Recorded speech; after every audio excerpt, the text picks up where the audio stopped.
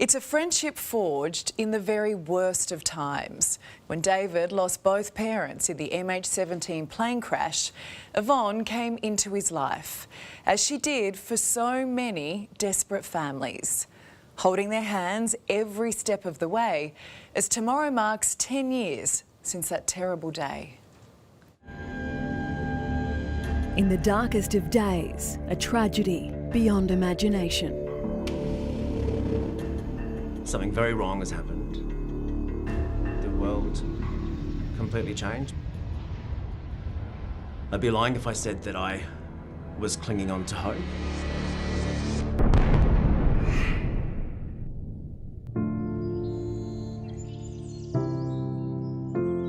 It'd be really nice for you all to be together on the anniversary. Yeah, absolutely. Particularly 10 years later.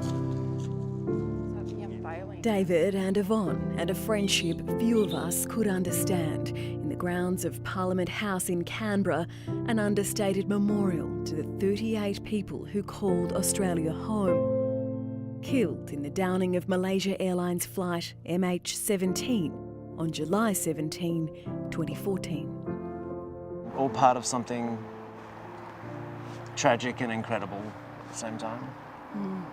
David and Yvonne have never spoken publicly on the events which would bind them forever. David, the son of passengers Susan and Howard Horder; Yvonne, Detective Superintendent Crozier with the Australian Federal Police. As we near the 10-year anniversary, they're sharing their stories. It's been a massive, complicated blur. Susan and Howard Horder married in 1972. They were just 21 and 22. They loved to travel and share all their adventure stories with their 3 sons, Matthew, Adam and David. Their love of travel, ironic since they didn't have to go far to meet each other.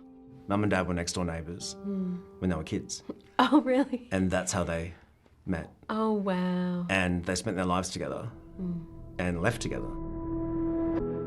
10 years ago, David was living in the UK. His mum and dad were on a European holiday. They'd spent a week with him in London. Then over to the Netherlands to attend an André Rieu concert.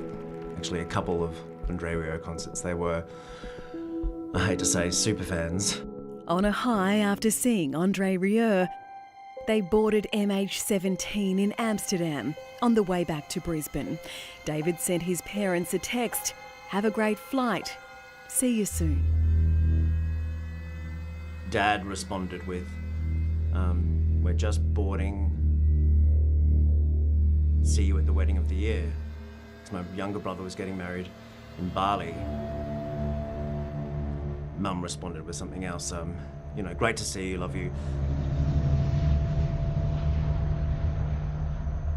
How did you first find out, firstly, that this plane had gone down? Notification on my phone that Malaysian Airlines, Amsterdam, Kuala Lumpur had disappeared off radar. So, because of the text messages, for me, it was instant.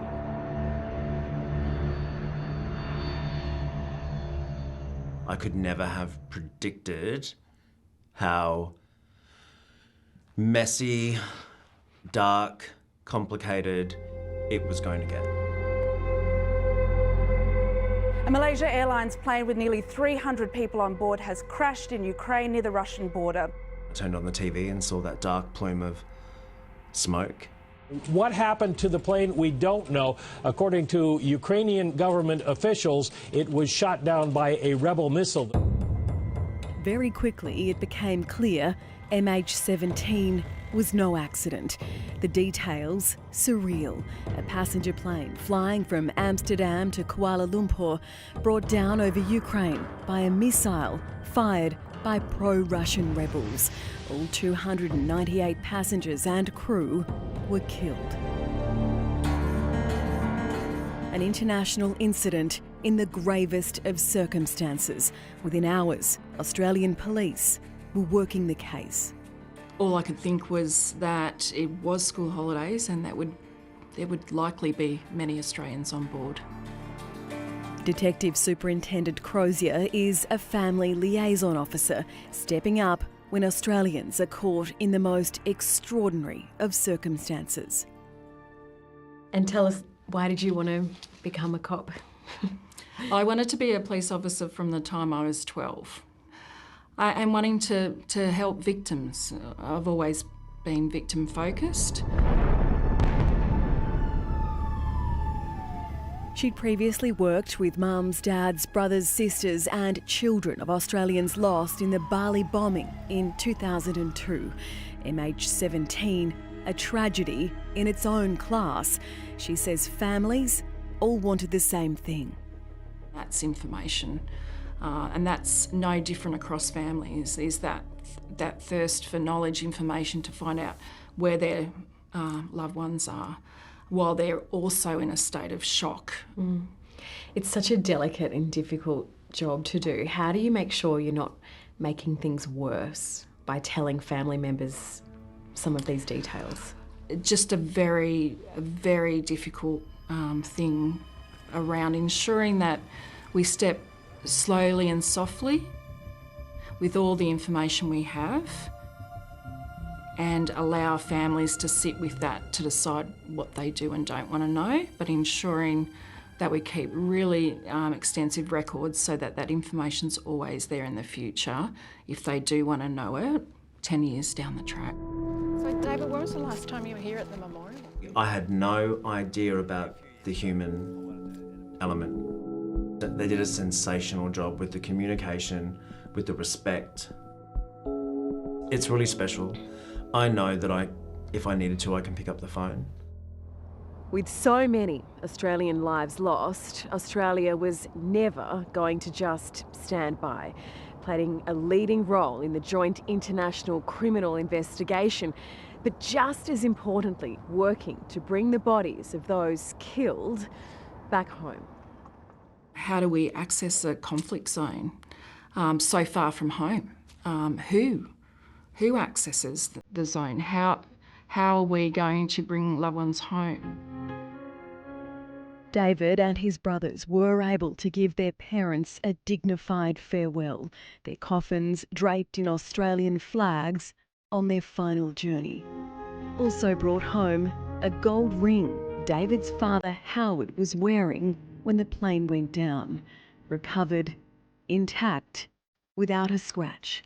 David never takes it off.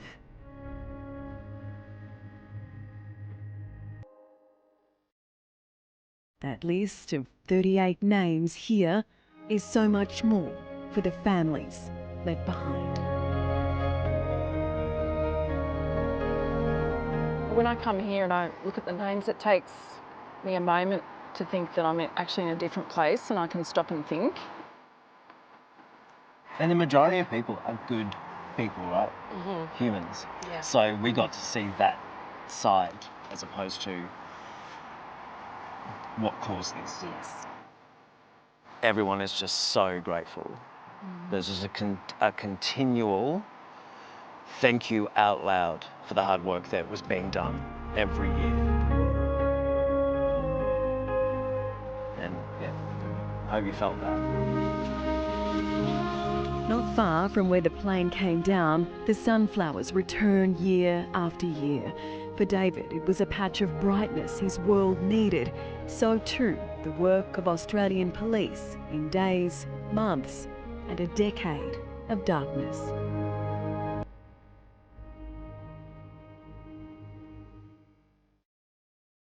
That was just so beautiful, but so sad. And finding his dad's ring in the wreckage and never taking it off. You can hear more from David and Yvonne, as well as other stories from those touched by MH17 in the Search Among the Sunflowers podcast.